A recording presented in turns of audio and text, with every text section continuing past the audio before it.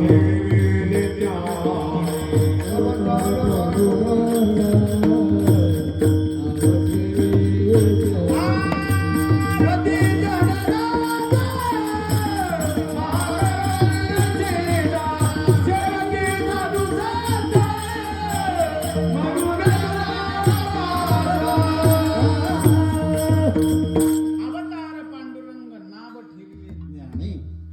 श्रीमंत ज्ञानेश्वर महाराज. श्रीमंत ज्ञानेश्वर महाराजांचं जीवन कसं अलौकिक आहे बघा.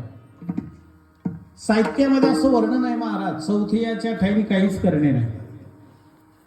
पुण्य पुरुष निष्काम बोध प्राप्ती कारणे भजावाराम.